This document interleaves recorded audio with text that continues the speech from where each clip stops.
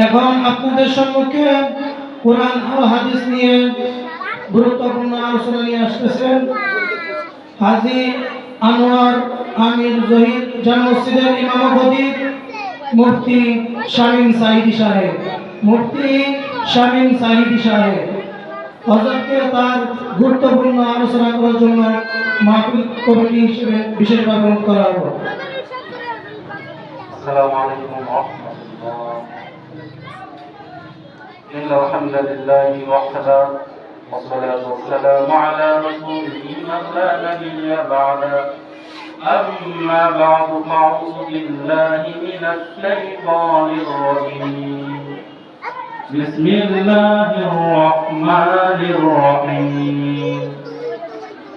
والضحى والليل إذا سجى ما ودعك ربك وما قلى وللآخرة خير لك من الأولى ولسوف يعطيك ربك فترضى ألم يجدك يتيما فآوى ووجدك ضالا فهدى ووجدك عائلا فأغنى فأما اليتيم فلا تقهر وأما السائل فلا تنهر وأما بنعمة ربك فحدث.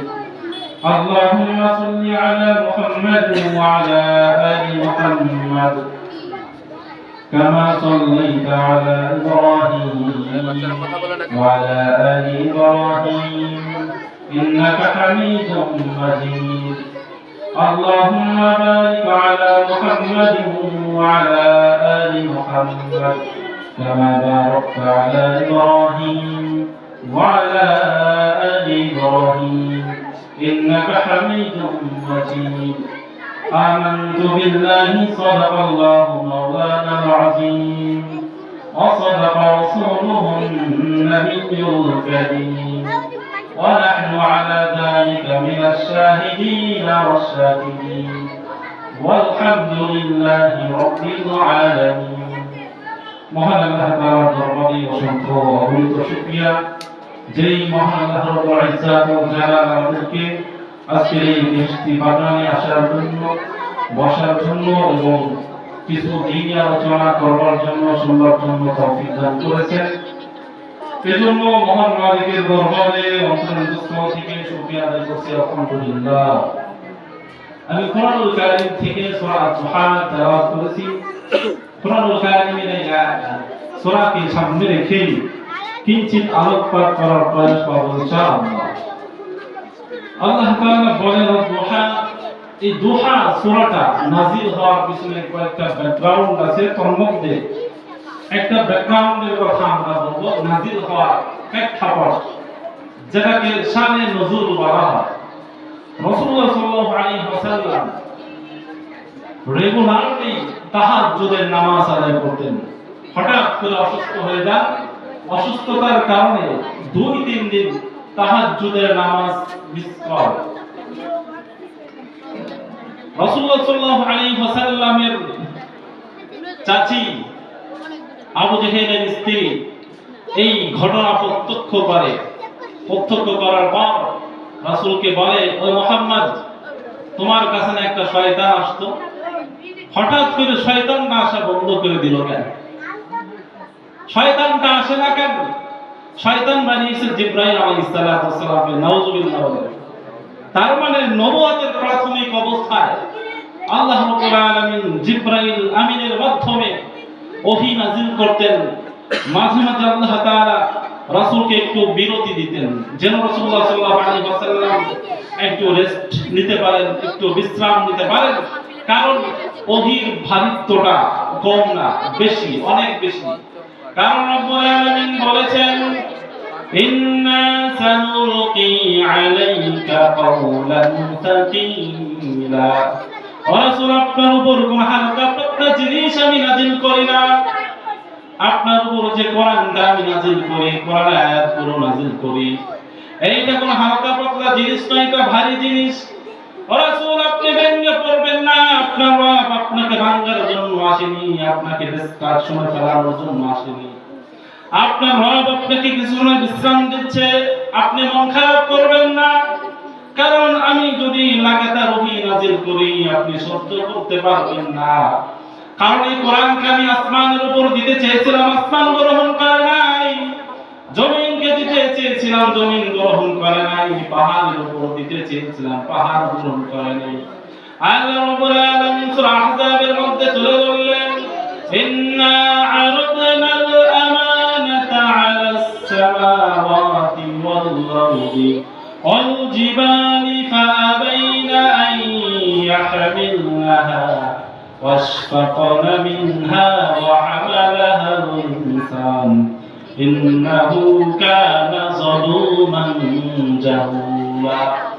সেটা যাই হোক আমার ভাইরা, রাসূলুল্লাহ সাল্লাল্লাহু আলাইহি ওয়াসাল্লাম যখন ডিসকাশনে ভুগছিলেন, আল্লাহ রাব্বুল আলামিন তখন সূরা দুহা নাযিল করে দিলেন, বললেন ওয়াদ-দুহা ওয়াল-লাইলি ইযা সাজা মা ওয়াদ্দা'আকা রাব্বুকা ওয়া মা ক্বালা ওয়াল-আখিরাতু খায়রুল লাকা মিনাল উলা। আল্লাহ শপথ করলেন, ওয়াদ-দুহা, by the dawn time, by the after sunrise time, it is valuable time to Almighty Allah. That's why Allah has sworn.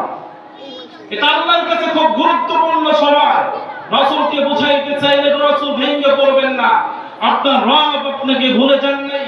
Abu জাহেলের স্ত্রী বলেছে আপনার রব নাকি আপনাকে ত্যাগ করেছে, জিবরাইল আসা বন্ধ করে দিয়েছে। না রাসূল, জিবরাইল আসা বন্ধ করেন নাই। সুতরাং আপনাকে একটু বিশ্রাম দেওয়ার জন্য আমি রব্বুল আলামিন ওহী নাযিল করা বন্ধ করে দিয়েছি। সুবহানাল্লাহ। এই সূরা নাযিল হওয়ার পিছনে আরেকটা ব্যাকগ্রাউন্ড আছে।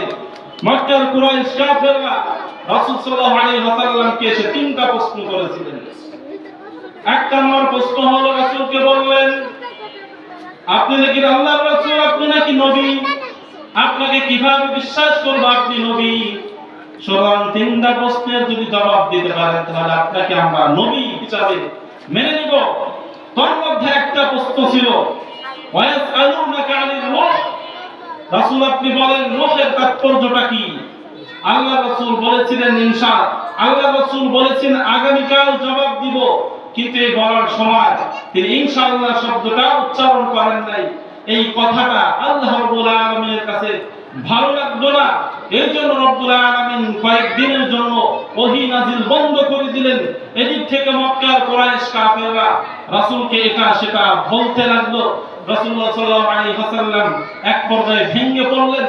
অতঃপর আল্লাহ রাব্বুল আলামিন সূরা দুহা নাযিল করে আল্লাহ রাব্বুল আলামিন রাসূলুল্লাহ সাল্লাল্লাহু আলাইহি ওয়াসাল্লামকে মোটিভেট করলেন, ওয়াদ-দুহা ওয়াল-লাইলি ইযা সাজা মা ওয়াদ্দা'আকা রাব্বুকা ওয়া মা ক্বালা। আল্লাহ রাব্বুল আলামিন কসম করে বললেন, ওয়াদ-দুহা ওয়াল-লাইলি ইযা সাজা মা ওয়াদ্দা'আকা রাব্বুকা ওয়া মা ক্বালা। রব্বুল আলামিন শপথ করলেন, সূরা দুহা শপথ করলেন, ভোরের শপথ করলেন, ওয়াল-লাইলি ইযা সাজা রাতের শপথ করলেন। রাতের কোন সময়ের শপথ করলেন? মুফাসসিরিনে কেরাম বলেছেন রাত যখন গভীর অন্ধকার হয়ে যায়, কোন সারা শব্দ থাকে না, রাত যখন নিঝুম হয়ে যায়, এই নিঝুম রাতের শপথ করে আল্লাহ রাব্বুল আলামিন রাসূলকে বললেন, ও রাসূল, মক্কার কুরাইশ কাফেররা আপনাকে বলছে আপনার রব আপনাকে ত্যাগ করেছে, আপনার রব আপনাকে ভুলে গিয়েছে। সুতরাং আপনি শুনে রাখেন, আপনার রব আপনাকে ভুলে যান নাই। এরপর আল্লাহ রাব্বুল আলামিন বলেন, ওয়ালাল আখিরাতু খায়রুল লাকা মিনাল উলা ওয়ালা সাওফা ইউতিকা রাব্বুকা ফাতারদা। আল্লাহ রাব্বুল আলামিন রাসূলকে কনফার্মেশন করেছেন, ও রাসূল, আপনি যে এখন সময়টা পার করছেন এই সময়টা আপনার ভালো নাও যেতে পারে, কিন্তু পরবর্তী যে সময়টা আসবে এই সময় আপনার জন্য বেটার হবে। এই জন্য আল্লাহ বললেন, ওয়ালাল আখিরাতু খায়রুল লাকা মিনাল উলা, বর্তমান সময়ের চেয়ে আপনার পরবর্তী সময়টা অনেক ভালো হবে। মুফাসসিরিনে কেরাম এখানে আরেকটা কথা বলেছেন, এখানে দ্বারা উদ্দেশ্য হলো আপনার দুনিয়ার জীবনের চাইতে আখিরাতের জীবনটা অনেক সুন্দর হবে। কারণ দুনিয়ার জীবনটা আল্লাহর কাছে কোনো দাম নাই। দুনিয়াটা যদি আল্লাহর কাছে একটা মাছির পাখা পরিমাণ দাম থাকতো, আল্লাহ রাব্বুল আলামিন কোন কাফের মুশরিক বেঈমানকে একটা পানি খাওয়াতেন না, একটা ভাতের দানাও খাওয়াতেন না। সুতরাং রাসূল চিন্তা করবেন না, আপনি যে সময়টা বার করছেন এই সময়ের চাইতে আপনার পরবর্তী জিন্দেগিটা যে আসছে এটাই বেটার হবে, এটাই উত্তম হবে। এরপর আল্লাহ রাব্বুল আলামিন বললেন, আলা সাউফা ইউতিকা রাব্বুকা ফাতারদা। আল্লাহ রাব্বুল আলামিন বললেন, আপনার রব আপনাকে এমন দেওয়া দিবে আপনি সন্তুষ্ট হয়ে যাবেন। কারণ রাসূলুল্লাহ সাল্লাল্লাহু আলাইহি ওয়াসাল্লামকে আল্লাহ রাব্বুল আলামিন বললেন, ও রাসূল চিন্তার কোনো কারণ নাই, আপনার সাথে তো আপনার রব আছে, আপনাকে মক্কার কুরাইশ কাফেররা যাই বলুক ওদিকে কান দিবেন না, আপনি আমার প্রতি আসেন, আপনি আমার প্রতি ঝুঁকেন, আপনার রব কি বলতে চায় সেটাই শুনেন। আপনার রব বলতে চায় ওয়ালা সাউফা ইউতিকা রাব্বুকা ফাতারদা, আপনার রব আপনাকে এমন দেওয়া দিবে আপনি সন্তুষ্ট হয়ে যাবেন। সুবহানাল্লাহ। আমার ভাইরা এবার বলতে পারেন কি দিয়েছে রাসূলকে? আমার আপনার রাসূল এমন রাসূল যিনি হ্যাঁ বললে হারাম হয়ে যায়, যিনি না বললে হারাম হয়ে যায়, যিনি হ্যাঁ বললে হালাল হয়ে যায়, যিনি চন্দ্রের দিকে ইশারা করলে চন্দ্র দ্বিখণ্ডিত হয়ে যায়, পানির ভিতরে হাত রাখলে পানির বরকত বেড়ে যায়, শুকনা মরুভূমির ভিতরে যদি রাসূল হাত রাখতেন সেখান থেকে পানির ঝর্ণার ফোয়ারা ছুটে চলত। এমন রাসূল আল্লাহ তাআলা বানিয়েছেন এই উম্মতের জন্য। এই জন্য আল্লাহ বললেন, ওয়ালা সাউফা ইউতিকা রাব্বুকা ফাতারদা, আপনার রব আপনাকে এমন দেওয়া দিবেই আপনি সন্তুষ্ট হয়ে যাবেন। আল্লাহর রব আল্লাহ রাব্বুল আলামিন রাসূলকে কেমন দেওয়া দিয়েছেন শুনুন। সময়ের সংক্ষিপ্ততা, তারপরে একটু বলছি আমি। আল্লাহ রাসূল সাল্লাল্লাহু আলাইহি ওয়াসাল্লাম মক্কা জীবনের শুরুতে নবুয়ত প্রাপ্তির পর মক্কায় ইসলাম প্রচার করাটা খুব জটিল ছিল, কষ্ট ছিল। কারণ তখন মাত্র কয়েকজন মানুষ মুসলমান হয়েছে, আর মক্কা ভর্তি কাফেররা। এই সময়ের মধ্যে অন্ধকারের মধ্যে দ্বীন ইসলাম কিভাবে প্রচার করবে? আল্লাহ রাসূল সাল্লাল্লাহু আলাইহি ওয়াসাল্লাম তাহাজ্জুদের নামাজে সিজদায় পড়ে দোয়া করলেন, আল্লাহ এই জমিনের মধ্যে ওমর রয়েছে, আবু জেহেল রয়েছে, দুইজনের একজনকে ইসলামের ছায়াতলে আশ্রয় দিন। দুইজনের একজনকে যদি ইসলামের ছায়াতলে আশ্রয় দেন তাহলে আমার জন্য ইসলাম প্রচার করাটা সহজ হয়ে যাবে। আল্লাহ রাসূল সাল্লাল্লাহু আলাইহি ওয়াসাল্লাম তাহাজ্জুদের নামাজের সিজদায় পড়ে দোয়া করলেন, রব্বুল আলামিন দোয়াকে কবুল করে নিলেন। কিভাবে দোয়াকে কবুল করলেন? দারুন নদওয়ার মধ্যে মক্কার কাফের কুরাইশরা মিটিং করলো, মিছিল করলো, মুহাম্মাদের যে কল্যাণ দিতে পারবে তাকে 100 লাখ উষ্ট্রি পুরস্কার করা হবে। ওমর রাদিয়াল্লাহু আনহু দাঁড়িয়ে গেলেন, আমি পারবো, আমার কাছে ব্যাপার না। নাঙ্গা তলোয়ার নিয়ে ছুটলেন, মুহাম্মদ কোথায় আছে মাথা কাটতে হবে, কারণ কাটলেই তো 100 লাখ উষ্ট্রি পাবো। ওমর ছুটে চললেন, ছুটতে ছুটতে কোনোভাবে জানতে পারলেন দারুল আরকামের ঘরে রাসূল এবং তার সাহাবায়ে কেরাম এখানে দ্বীনি তালিম দিচ্ছে। ওমর রাদিয়াল্লাহু আনহু সেখানে ছুটে গেলেন। যাওয়ার পর দারুল আরকামের ঘরের দরজায় করাঘাত করলেন, নক করলেন। সাহাবায়ে কেরাম বললেন, ইয়া রাসূলুল্লাহ আপনার বাহিরে যাওয়ার দরকার নাই, আমাদের বিশ্বাস এই ঘরের দরজায় একমাত্র ওমর ছাড়া আর কেউ আসার সাহস পাবে না। কিন্তু রাসূলুল্লাহ সাল্লাল্লাহু আলাইহি ওয়াসাল্লাম বললেন, সাহাবায়ে কেরাম আমাকে ছেড়ে দাও, কারণ গত রাতে তাহাজ্জুদের নামাজে দোয়া করেছিলাম, আল্লাহ ওমর অথবা আবু জেহেলকে ইসলামের জন্য কবুল করে দাও। হয়তো রব্বুল আলামিন সেই দোয়া কবুল করেছেন। আল্লাহর রাসূল সাল্লাল্লাহু আলাইহি ওয়াসাল্লাম সাহাবায়ে কেরামের কথা মানলেন না, ঘরের দরজা খুলে দিলেন। দেখলেন ওমর রাদিয়াল্লাহু আনহু অপরাধীর মতো মাথা নিচু করে দাঁড়িয়ে আছে। আল্লাহর রাসূল সাল্লাল্লাহু আলাইহি ওয়াসাল্লাম ওমরের চাদর ধরলেন, অ্যাট্রাকশন করলেন, টান দিলেন। ওমর এখনো কি সঠিকটা বোঝার সময় হয় নাই, এখনো কি ইসলাম ধর্ম গ্রহণ করার সময় হয় নাই। ওমর রাদিয়াল্লাহু আনহু বললেন, ইয়া রাসূলুল্লাহ আমি জানতে পেরেছি আপনার ধর্মটাই সঠিক, সুতরাং আমাকে আজকে সবার সামনে আপনার সাহাবায়ে কেরামের সামনে কালিমা পড়ে মুসলমান বানিয়ে দেন। ওমর রাদিয়াল্লাহু আনহু সেই দারুল আরকামের ঘরের দরজার সামনে কালিমা পড়ে মুসলমান হয়ে গেল। ওমর রাসূলকে বললেন, ইয়া রাসূলুল্লাহ, আপনার ধর্ম কি ঠিক নাকি বেঠিক? যদি ঠিক হয় তাহলে আজ থেকে আর গোপনে ইসলাম ধর্মের প্রচার চলবে না, আজ থেকে ইসলাম ধর্মের প্রচার চলবে প্রকাশ্যে। ওমর রাদিয়াল্লাহু আনহু বললেন, ইয়া রাসূলুল্লাহ, আমি মক্কায় যেতে চাই, বাইতুল্লাহ শরীফের কাছে যেতে চাই, সেখানে গিয়ে ঘোষণা করতে চাই, কে আছো মক্কার জমিনে আমি ওমরের সামনে আসার, তাহলে আমার কাছে আসতে পারো। রাসূল নিষেধ করলেন, সাহাবায়ে কেরাম নিষেধ করলেন, ওমর যাওয়ার দরকার নেই। কিন্তু ওমর তো ঠাড়া মানুষ, ওমর তো রাসূলের কথাও মানলেন না, সাহাবায়ে কেরামের কথাও মানলেন না। ওমর বললেন, ইয়া রাসূলুল্লাহ, ধর্ম যদি ঠিক হয়ে থাকে, ধর্ম যদি সঠিক হয়ে থাকে, তাহলে আজ থেকে আমি গোপন ইসলাম প্রচার করতে পারবো না, আমি প্রকাশ্যে ইসলাম প্রচার করব। সুবহানাল্লাহ। আল্লাহ রাসূল সাল্লাল্লাহু আলাইহি ওয়াসাল্লাম ওমরের জন্য দোয়া করেছেন, দোয়া কবুল করে নিয়েছেন। এই জন্য আল্লাহ রাব্বুল আলামিন বলে দিলেন, ওয়ালা সাউফা ইউতিকা রাব্বুকা ফাতারদা। ও রাসূল, আপনি ব্যঙ্গ করবেন না, আপনার রব এমন রব আপনাকে এমন দেওয়া দিবে, আপনি সন্তুষ্ট হয়ে যাবেন। এরপর নবুয়তের 11তম বছর আল্লাহ রাসূল সাল্লাল্লাহু আলাইহি ওয়াসাল্লাম তায়েফের ময়দানে গেলেন দাওয়াত দেওয়ার জন্য। লা ইলাহা ইল্লাল্লাহ, আল্লাহ ছাড়া কোনো মাবুদ নাই। তায়েফের ময়দানে কুরাইশ কাফেররা তাদের ছোট ছোট সন্তানদেরকে লেলিয়ে দিল, যাও মুহাম্মদকে পিটাও। তারা তাই করলো, মুহাম্মদ সাল্লাল্লাহু আলাইহি ওয়াসাল্লামকে রক্তাক্ত করলেন। আল্লাহ রাসূল সাল্লাল্লাহু আলাইহি ওয়াসাল্লামের কাছে জিবরাইল আসলেন, এসে বললেন, হে রাসূলুল্লাহ, আপনি যদি অর্ডার করেন, নির্দেশ দেন, তাহলে এই যে পাহাড়টা দেখছেন, পাহাড়টা চাপা দিয়ে তায়েফের সমস্ত মানুষদেরকে হত্যা করে ফেলব, সমস্ত মানুষদেরকে মাটির সাথে মিশিয়ে ফেলব।